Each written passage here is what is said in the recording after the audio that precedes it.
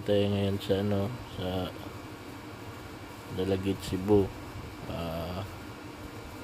Pangalan nitong resort na to ay Ocean Bay Resort. Located po siya sa poblasyon Dalagit, Cebu. Ito po yung nila.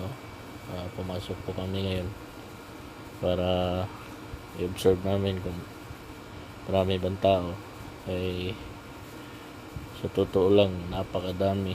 Lahat yata ay nagbabakasyon dito ngayon. Yan po yung pool nila, pero parang siya po, paradise. Yan po. Sa lang kontrolado yata tao ngayon siya, yung dahil nga sa yun nga, may pandemic. Yan po yung pool nila. Mga bata pang naliligo dyan. Yun po yung kainan nila na malapit sa dagat. Ito naman po yung special sa mga laruan ng bata. Yan po siya. Tapos Ocean Bay Resort.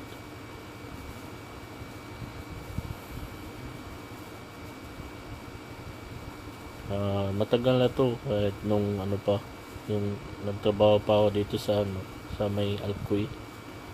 Dito iniheld yung Christmas party namin dito. Tapos puno yan po, napakaganda, linis, at saka sulit po kung dito kayo po punta. Kaso nga hindi kami yan ang dagat nila, kaso wala, medyo low tide ngayon. Yan po, chine-check lang po namin yung yung sitwasyon ng kasi hindi namin type maligo ng dagat. Gusto namin lang, yung titingnan lang yung lugar para kung may future na mga okasyon at kailangan mag-overnight, mga alam tayo. Kaso malayo to sa Cebu, 2 hours drive. Pero pag madalian, siguro mga 1 hour and a half. Yan po. At ito na lang po tayo. At